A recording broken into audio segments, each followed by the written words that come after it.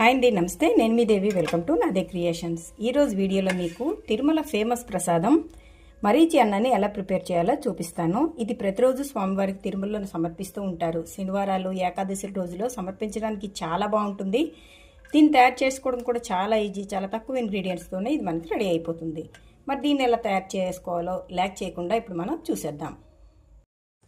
ముందుగా మనం ఇలాగా అన్నాన్ని ప్రిపేర్ చేసుకోవాలండి.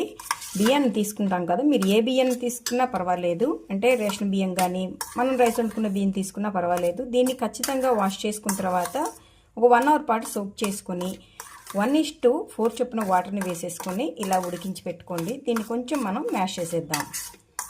ఇలా అయితే మ్యాష్ చేసేసుకున్నాం కదా. ఇప్పుడు నెక్స్ట్ ప్రాసెస్ చూద్దాం. ఇప్పుడు స్టవ్ మీద ఇలా కడాయిని పెట్టుకుని దీంట్లో 2 టేబుల్ స్పూన్ల వరకు నెయ్యిని యాడ్ చేసుకోండి. నెయ్యి అయితేనే ఈ ప్రసాదం చాలా బాగుంటుంది. నెయ్యిలో మెల్ట్ అయిన తర్వాత దీంట్లో జీడిపప్పుని వేసుకోండి. ఇందులో ఇంకేమి వేయరు, జీడిపప్పు ఇంకా మిరియాలు మాత్రమే. ఈ జీడిపప్పు ఇలా ఫ్రై అయిపోయిన తర్వాత దీంట్లో 1/2 స్పూన్ వరకు మిరియాల పొడిని వేసుకుందాం. ఇది కూడా ఫ్రై అయిపోయిన తర్వాత స్టవ్ ఆఫ్ చేసేసుకొని మనం ఉడికించి పెట్టుకున్న ఈ అన్నాన్ని వేసేసుకోవాలి. ఇప్పుడు దీంట్లో కొద్దిగా సాల్ట్ని వేసుకోండి.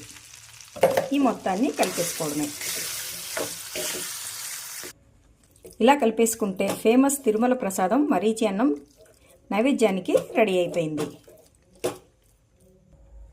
ఏకాదశి, శనివారాల్లో ఇది ప్రసాదంగా సమర్పించడానికి చాలా బాగుంటుంది.